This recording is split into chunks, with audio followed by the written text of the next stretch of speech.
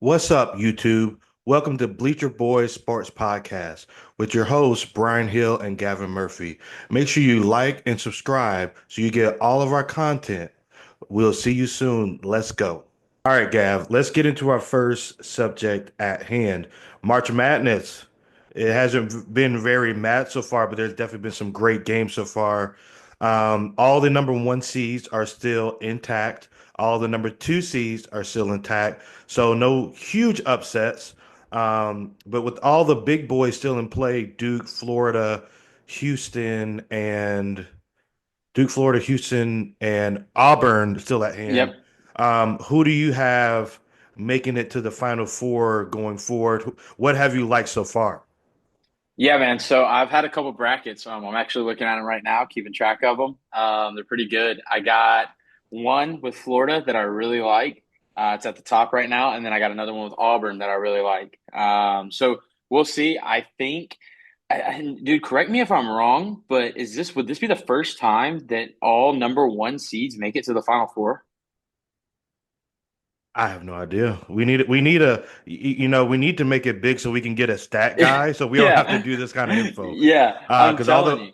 all the big boy podcasts all have like stat guys and assistant. So, but we're not there. So we got to do better homework. Well, Audience, we yeah. will do our homework going forward, especially on stuff Yeah, like this. I was thinking about it as I'm sitting here looking at it.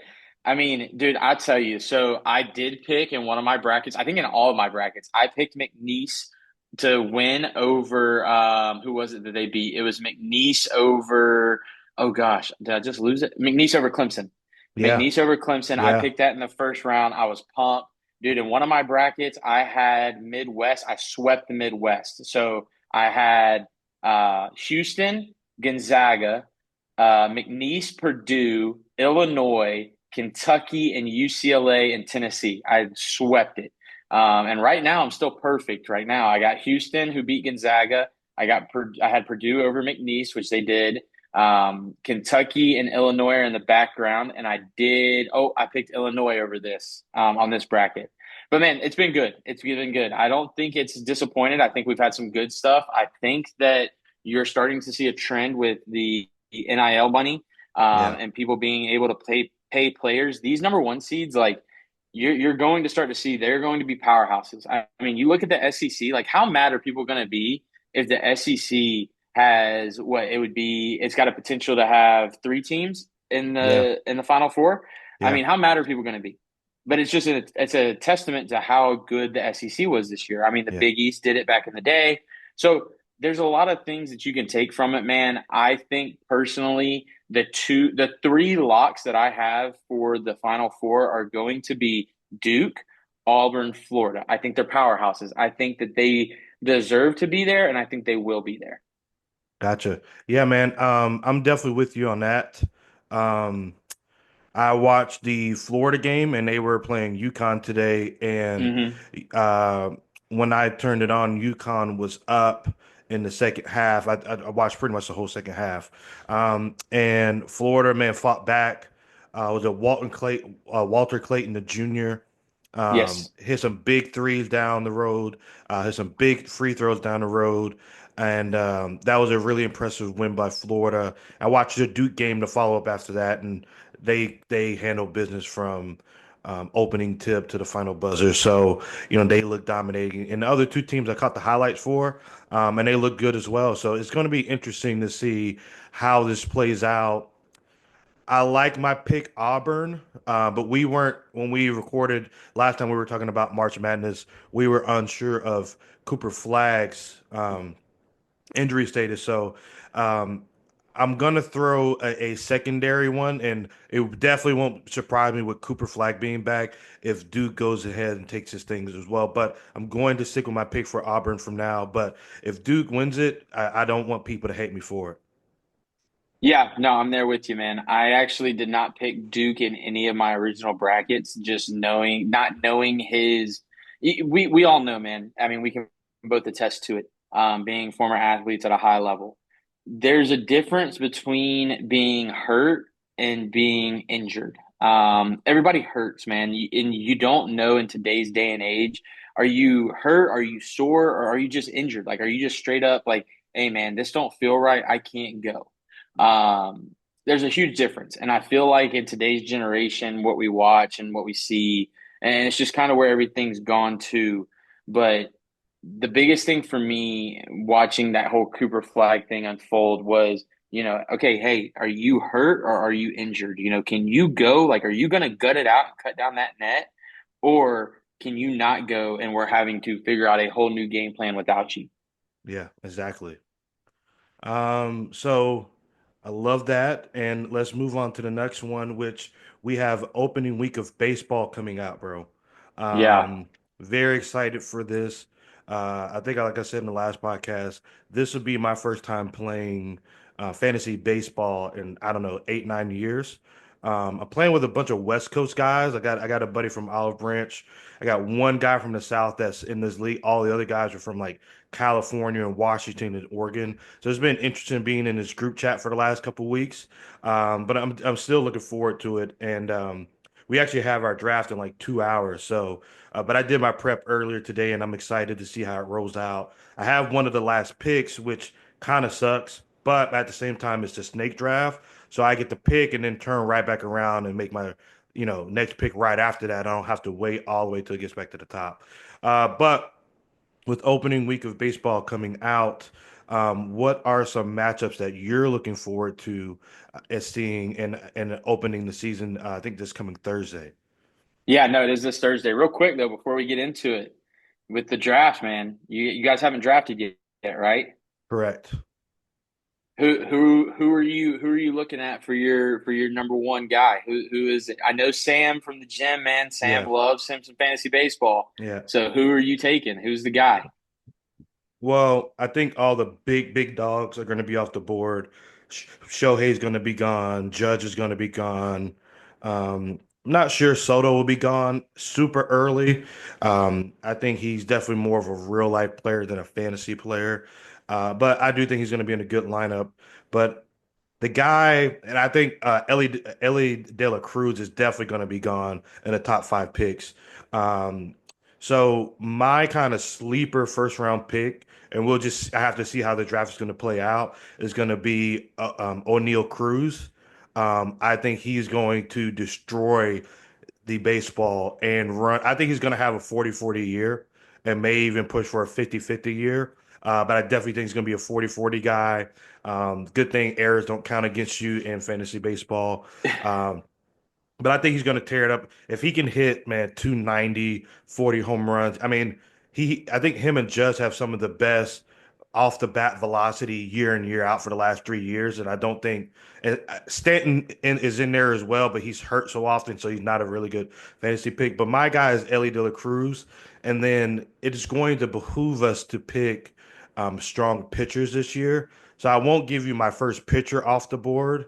But I will give you my sleeper pitcher, and I think it's going to be, um, oh gosh, what's the righty from the Atlanta Braves that is just coming back? Oh, Spencer Strider. Yeah, Strider. Spencer Strider. Yeah, yeah. Yeah, yeah, He's yeah, going to be yeah. my sleeper guy. I'm hoping he's like there in the third or fourth round. Because if you're paying attention to spring training, he dominated in spring training. His stuff was electric. He looked like he didn't miss a beat. But I'm hoping since he's kind of been out of sight, out of mind for the last year, I'm hoping he kind of falls in the draft and I can steal him because he's actually going to be my front runner for comeback play of the year, even though Acuna is going to be coming back as well. But I think with the Braves team and they're going to have good competition, I actually wouldn't be surprised as a if Strider isn't up for a Cy Young this year. I think he could be a top five candidate for NL Cy Young. But there's a lot of quality arms out there. But I just wanted to Okay. throw that in there. Yeah, no, hey, and so here's a guy, man, and I hope none of your fantasy baseball guys are watching the podcast. If they are, I appreciate it. Bobby Witt Jr. Don't sleep Yeah, on him. dude, he's Don't he's gonna sleep. go. You think He's so? at every mock draft, he's a top four pick. Okay, okay, So okay. every mock Sam comes into the gym, dude. I did another mock draft. I did 40 mock draft, and I think all of his mock drafts, Shohei, Ellie, and Bobby Witt Jr. all go in everybody's top four every draft. Okay. Okay. All right. Well, yeah, I'm telling you, man, people forget about him in Kansas City. It's Yeah. like the Royals, for some reason, not being good since, early 2010s. It's like people just forget Bobby Witt Jr. is out there. Unless you're a I baseball guy. If you're a baseball I guy, you're good. I'll give you a guy though. I think he turned it on what two at the end of 2 years ago in the playoffs, and then like kind of underperformed a little bit coming off that. I think Corbin Carroll is going to be a guy that comes back and he could probably be a 30-30 guy. So, but Corbin Carroll's kind of a guy I'm looking on. If he's there, I guess for me, I guess it would be the third round. If he's still there somehow, I would definitely sweep him up. But I don't think he's going to be there that late. Yeah, man. We'll get back on track. We won't get off in the weeds too much. This week, man, on Thursday, you got some really good. I think you got some good matchups. I don't think you have great, I guess, series, but I think you got some good ones. The biggest thing I'm looking for is opening day starters. Going through the list right now, dude, you got Garrett Crochet versus Nathan Eovaldi. So Crochet is now with the Red Sox, of course. Eovaldi with the Rangers. Eovaldi used to be with the Red Sox. So it's going to be interesting. They're playing in Texas. I'm really curious as a Red Sox fan. I'm a little biased, curious to see how Crochet does. I like what he's got. I like his mix. I think that from the left side, he can be good. I just hope people don't think that he's going to be the next Chris Sale. Chris Sale is one of a kind, man. Which Absolutely. speaking of Chris Sale, he is the opening day starter for the Braves, going up against Matt King for the Padres. That's going to be an interesting series. You got two, you got an East Coast, you got a West Coast. So that's going to be an interesting one to see. The other matchup, or not matchup, but more so series that I'm really kind of interested in is going to be the Athletics and the Mariners. So you have the Athletics and you got the Mariners. You got an inter division kind of matchup. You got Logan Gilbert and Luis Severino going up against each other, which people forget Severino is now with Oakland, which is going to be interesting seeing now that they are moving from Oakland and they're in the transition to Las Vegas, right? Yeah, Las Vegas. Yeah. So that's going to be interesting, man. See how that team comes together. And then my other matchup that I'm interested to see, and again, man, it's opening day. You don't know what you're going to get. You don't know how these guys are going to pan out. But Scooble from the Tigers and Blake Snell for the Dodgers, which is really kind of interesting that they went with Blake Snell as the Dodgers opening day starter. So I'm curious to see those, man. I think those are going to be some good matchups to watch on opening day. But yeah, I would love to hear your thoughts and see what you're looking forward to because we might be a little bit different. No, man, I'm definitely on the same page as you. I would say, just in general, I'm a Brewers fan, and they made a good run last year, and I think they maintained a lot of their pieces. So, just as a Brewers fan, I'm very interested to see how they start out the year. Do they get off to another good start, which is going to be important because I think their division is going to be tough again, or at least pretty reasonably competitive. So just I guess as a Brewers fan, I'm interested to see how they start, and I'm like an adjunct Braves fan as well because my dad's team, and I played there so much in travel ball, so it'll be interesting to see how those two NL teams get off to a good start and where they roll from there. And man, I just think the another thing I'm interested to see is how does the AL East play out because I think that division, along with the NLEs, are probably two of the most stacked divisions from top to bottom. I mean, any year Tampa Bay could be a wild card team. Any year Washington Nationals could be a wild card team. And they both have some good young prospects coming up and starting to make some noise now. So that'll be a little bit more what I'm looking for, I guess, from a more macro standpoint with those two divisions and a micro with the Braves and the Brewers going forward. Yeah, no, we're on par, man. Brewers open up with the Yankees. You got Peralta going up against Rendon or Rendon. I always butcher his name, but I think it's like Rondon. Yeah. So you got those two going up, man. There's also some good ones, man, in here. I mean, you got Paul Skeens going up against Sandy Alcantara with the Marlins. I mean, let's be honest. I mean, besides Paul Skeens, who cares about the Pirates? I mean, Yeah. O'Neill Cruz is good. Um, you would like to see the Pirates be good again, but you got Skeens there, so he draws a little bit. I'm looking through some other ones, man. You got the Giants with Logan Webb and Hunter Green going up against the Reds. So there's some good ones in here, man. But I agree with you.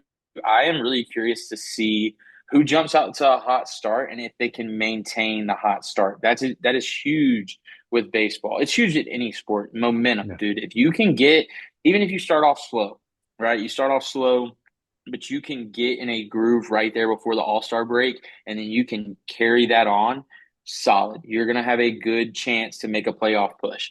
And we've seen it in years past, man. Teams that go out to a hot start and then they just kind of teeter off with the All Star break. They get tired, guys get injured, and then they don't make a playoff run. So guys that you think are going to be front runners in the beginning end up at the bottom at the end. So really excited for this season, man. I think there's been a lot of change. I tell you one thing, and I know it's not on our docket, and we'll kind of get off in the weeds here for a second. But I know you've watched some spring training games as well as I have. What are your thoughts on the assisted ball strike, the robotic system? Give me your thoughts on that. I've been curious to ask you this. I'm glad you brought that up. Because I I like it because as long as hitters, because as much as I love to showboat, I had a little style, a little flair when I played. I respected the game very much, and I always kept it competitive and good taste. So for me, as long as the big league guys don't get to a point where they're disrespecting umpires when they have the ability to get it right with technology, like within like 5 to 7 seconds, like I'm with it because I watched a clip with Jazz Chisholm in one of his last games, and he knew I think he was facing a tough lefty, threw him like a sweeping slider, I think, and it missed by like 2 inches, and Jazz knew it was ball four 'cause I think he had a full count, and Jazz tapped his hat and he started running towards first, and sure enough, it was a ball by a good amount. And like I didn't mind it because that's how kind of Jazz is. But as long as Mm. guys aren't like chirping back at umpire, like, hey, the technology got it right. That's what they implemented it for. It's going to add to the game. It's going to spice up the game. It's going to keep from some of these egregious striking ball counts that can influence the game, especially late in the game. So for me, as much as a baseball purist I am, I like the addition to the game. I think it's going to add to the game, not take away from it. No, I agree. Being a former catcher, man, I agree. I like it. I think it's good. I think they have kind of perfected it. I don't want to say perfected it, but they've made it to where it's not slowing the game down Hmm. tremendously. And they have a timely, efficient system to get the correct call and make a decision. So I'm all about it, man. Yeah. Yeah, it was just something that's been on my mind for a little bit, man. I know when it first came out, being a former catcher, I was like, I don't know, like I wasn't a fan of it because I mean, as a catcher, your job's to steal some strikes, right? And Yeah. so you're like, man, if I'm not back there stealing strikes, I'm not doing my job. But yeah, I'm glad we brought that up because I think that's a good talking point, especially down the road as we see it progress. Yeah, and one more point that I brought up. Another reason why it just came to me why I think is going to speed up the game is that now you're not going to have umpire coaches and managers going back and forth with the umpires on strikes and balls the whole game. That slows down the game more than anything, especially when an umpire has to like actually start issuing warnings or a manager actually comes out to start arguing because you're really not supposed to be arguing balls and strikes anyway, but coaches do it. So now this pretty much eliminates any coaches doing it. And if a coach does it, then he's completely just off his rocker. So I think this is again is going to why it's going to add to the game and the quality of the TV and in-person product going forward, which is good for baseball, which is seeming like it's starting to gain some momentum back into the public with this social media, with people not having the attention span to watch some of the slower, more inactive, high frequency sports like basketball and baseball. Yeah, no, I agree. I can attest. I was one of those cocksuckers that was arguing balls and strikes from the Yeah, dugout in my coaching days. I was definitely in there letting Joe Schmo know, like, hey, man, that ain't there. Like yeah. we know what the strike zone is. That ain't there. So yeah, I agree with you. But yeah, man, I am curious to see how that plays out. All right, brother. So with that being said, let's move on to our next topic while we're staying in baseball, which is our baseball 2025 MVP picks. So I know who I got. Who do you have as your MVP pick? I think the no-brainer is absolutely Shohei Ohtani. How do you pick against the guy? What he does on a baseball field is absolutely insane. So that's my NL, and I don't think you can change my mind on that. I'm curious to see yours. I think we're going to be in agreement. My AL is going to be, and it's funny that I brought him up earlier. It's probably going to be Bobby Witt. Yeah. I'm a fan of Bobby Witt. So for the AL, it's definitely Bobby Witt. That is my front runner. If I'm placing money on it today, that's who I'm taking. If I wasn't placing money on it today, the other guy that I could see, but he plays a tough position and it's tough on the body, is going to be Adley Rutschman. Yeah. Dark horse could have a great season, a great what this would be his third season. Yeah, great third season. So I just yeah, those two, but my front runner is Bobby Witt. So what about you, man? Who you got? So NL, I think the thing about Shohei is that he's playing in arguably the best lineup there is now. So you can't pitch around him. And when you can't pitch around a guy that good, like you put Aaron Judge in this lineup, as many MVPs as Judge has, like Judge is going to have year. If Judge is healthy, he's going to be the front runner for the MVP. But I'm going to go with Ellie De La Cruz because I think he takes another step forward in understanding the game from an approach standpoint. I think he's going to swing at better pitches this year. I think he has a little bit better lineup around him this year. And I think he's a guy that might not go 50-50, but he could go 40-70, 40-80. And I think baseball wants as many, kind of like basketball, they want as many guys good that they can get behind the market as possible. And Ellie's like a fun loving, high energy, explosive kind of guy, just like Bobby Witt. So I wouldn't be surprised if baseball kind of propels the narrative even as much, if not more than it's kind of hard with Shohei because the dude has all the media coverage in the world playing coming out of LA and all that good stuff. On the AL side, it's hard for me not to think of Bobby Witt and what he can do this year if he stays healthy. I think the Royals are better this year. I think he's more poised in position to have an even better year than he did last year. And I also think Aaron Judge takes a little step back, even though I think the Yankees lineup is overall still really good. But I think Aaron Judge just kind of takes a little step back because he's yet to show us that he can have back-to-back dominant years, wire to wire, either just with the bat or without getting injured. So I'm gonna go Ellie and I'm gonna go Bobby Witt Jr. on that. Okay, yeah. While we're sitting here, while you were giving me yours, man, I looked up the odds. I'll be the little stat guy until we get big enough where we can get our own. But you got Aaron Judge at plus 300 right now is the favorite, according to BetMGM. And then you got Bobby Witt as plus 300 in this two slot, and then Gunnar Henderson as plus 550. The other one I threw out, Adley Rutschman, is plus 5,000. And a lot of people in between there. So that was for AL. And then for your NL odd favorites, Shohei plus 150. And then I think we all forget, I know I forget sometimes, but Juan Soto plus 600 because now he's with the Mets. Yeah. He's not with the Yankees anymore. So he's in the NL. So it'll be interesting. I'm curious to see how those play out. Yeah, my money wouldn't go on Juan Soto. Even though the money hasn't seemed to change him yet, I plus $500 million changes some people when you start getting to that number. So I'm interested to see. He had a great spring training. So I'm interested to see how Juan Soto does. But again, he's going to be in a great lineup too, in a tough division. So that's going to give him a lot of competition to want to play well, game in, game out. But with Hmm. that being said, let's move over to some NFL.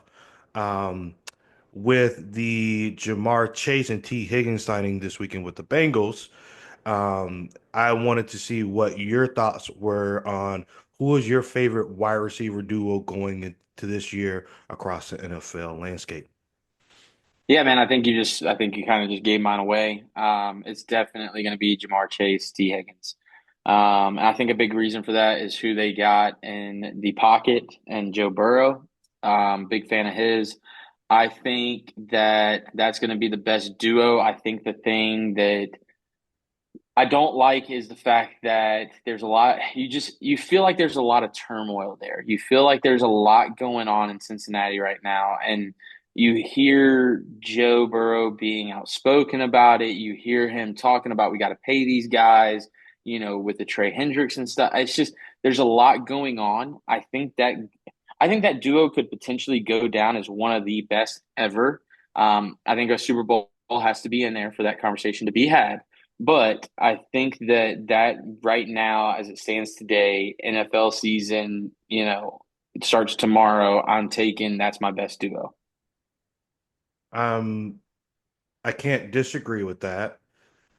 Especially because when I think of the Bengals, I think of a team, even if they nail the draft on the defensive side of the ball, which they still need an O line too. So it's like you only have so many picks. You got to nail O line and D line, and you didn't upgrade at all in free agency. And the likelihood you're going to find an undrafted free agent guy to fill in those spots is not very likely, especially in that organization. They do very good at picking on the offensive side of the ball and linebacker and safeties, and not quite so good at other places. With that being said, the Bengals are the most likely team to continue to have an explosive offense because they're going to be in shootouts for the entire year again. You kind of want to throw out the Dolphins because it's like, can Tua stay healthy? And Mike McDaniel's offense is kind of getting figured out, and they didn't have a running back rush for 20 plus touchdowns like they did 2 years ago. Um, you kind of want to throw out Philly's duo because they don't just, I mean, when you have Saquon, you got to give that guy 30 touches a game, and there's only so many plays in the game. And we already saw A.J. Brown get disgruntled a couple times last year. And that book, Inner Excellence, that he bought, that he was reading on the sideline, I actually bought that book myself, and I'm about to dive into it now that I'm finally done with my last book. So we'll see what intrigued his mind so much about that book and its calming effects.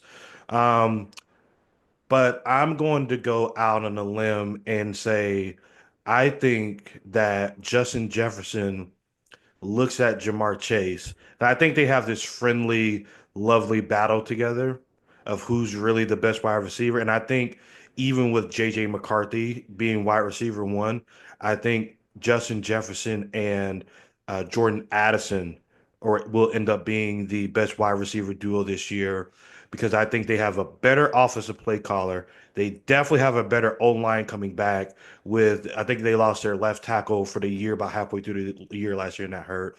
And I think they're going to have a better overall running game. So I think, is Joe Burrow much better than JJ McCarthy? Yes. And I think Justin Jefferson and Jamar Chase are honestly a trade-off year in, year out. Because you look at both of their stats for the first 2 years, they're 1 and 2 in everything. So I would go Justin Jefferson and Jordan Addison over Jamar and Chase, or Jamar and T, especially because T has yet to show us the last couple of years that he can stay healthy for a full season. No, that's a good point. That's a good point. I was thinking about while we were sitting here talking, I was thinking about the Ravens. Does DeAndre Hopkins have enough left in the tank? No? Love D Hop. That's my guy. But I watched him on the Chiefs last year, and I think there was a reason why in the playoffs and in the Super Bowl, I think he got like 10 total targets in 3 games. Okay. Because Okay. I mean, Patrick is a guy that doesn't play favoritism, and he's going to get the ball to the open guy, whomever that is. And D Hop definitely is somebody you want to trust, even though he did drop a big catch early in the game in the Super Bowl that could have possibly changed the game at that point. But I don't think D Hop, even as a number two to Zay Flowers, is enough because I still think Rashad Bateman and Zay Flowers healthy take precedence over him. So really, I even see D Hop as a third option, and then you got to throw in Isaiah Likely in there, who's probably gonna, and Mark Andrews, who's still got to get the pill too. Okay, now let's throw a twist on that. Now let's throw a twist on that. Are we in an age now, and I would love for somebody to be in the comments. I know we're kind of running out of time here, but I would love for somebody to be in the comments and let me know. Are we in an age now where we're considering tight ends wide receivers? Are we considering with the versatility of these tight ends that they are wideouts as well? Give me your thoughts real quick, and then I'll go on my little spill. So going back to Jimmy Graham for the New Orleans Saints back in the day, I think it was around about 8, 9 years ago. He was trying because how he was utilizing Sean Payton's offense, he was trying to get paid and negotiate a contract as a wide receiver and not as a tight end, even though he was listed by the team and on fantasy as a tight end. And then we've seen guys like Travis Kelce and now Brock Bowers. Um, but I still want to say that tight ends are still tight ends who are intricately used in the passing game. Some even featured very heavily.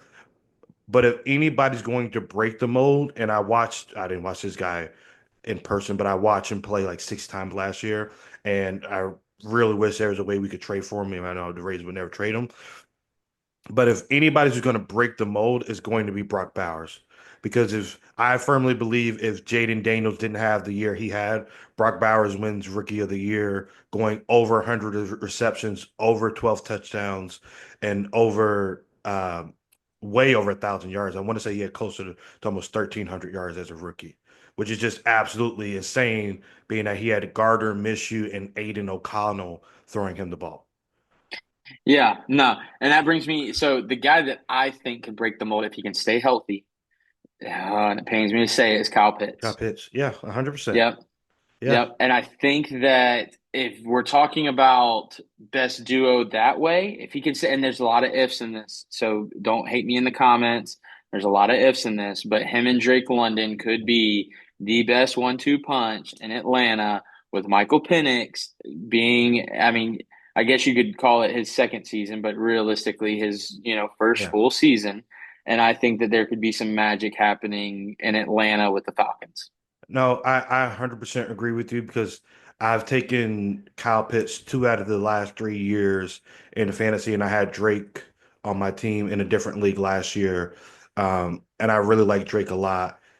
If there was an opportunity to give like a breakout offense of the year, I would give it to, I would preseason, I would give it to the Atlanta Falcons because I think Michael Penix is going to have the type of year team success wise as what Jaden Daniels did last year. I think Michael Penix is going to go closer to 4,000 passing yards, closer to probably 30 touchdowns or 20 touchdowns, probably less than 12 picks. And I think Drake London and um, Kyle Pitts are going to be a big reason they do that, especially because Bijan Robinson and Tyler Algier look great out of the backfield. No, I'm right there with you. I'm right there with you, man. I think we're on the same page with that, with the Falcons. Yeah. So, man, I think that about wraps it up for us. And that was a good, quick, and easy show today. Um, but we will definitely do this again. We need to get a midweek show in this week. Yes, I yes. was busy. I'm sure you were busy, but we'll definitely get a midweek show in this week. Maybe we'll get an answer with where Aaron Rodgers is going. We still need to see where like Russell Wilson ends up going. I love that Jameis is going to New York.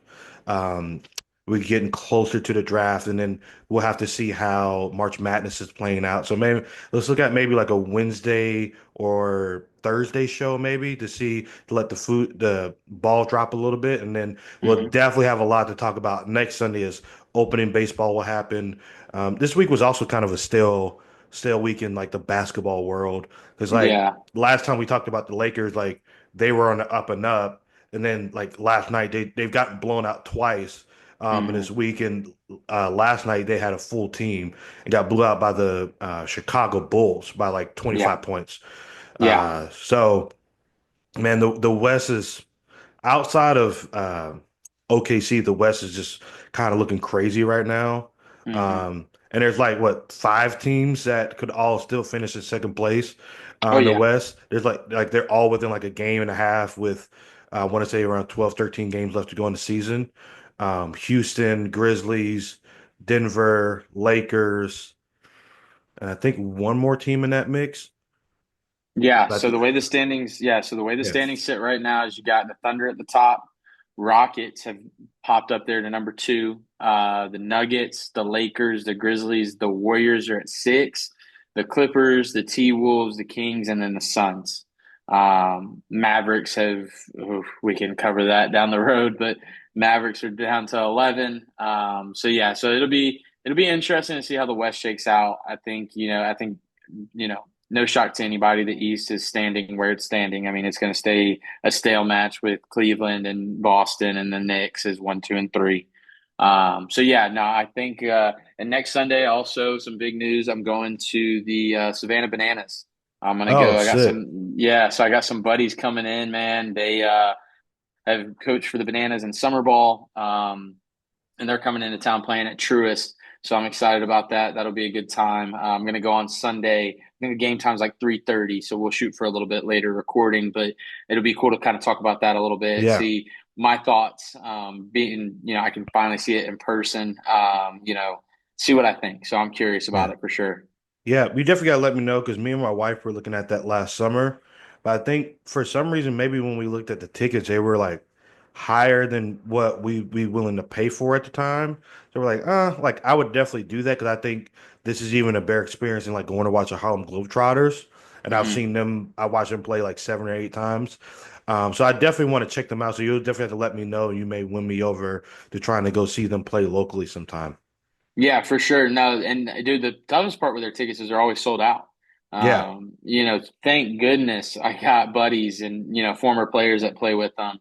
I'll give them some shout outs next week and let them know. I talked about them on the pod and get them to come in and tune in. But yeah, no, man, it's I'm curious to see how it goes. I think that'd be a good conversation too, man. Try to maybe stir up some comments about what people think of the Bananas, what they're doing. I think they got some good things going, so hopefully they can maintain it. Yeah.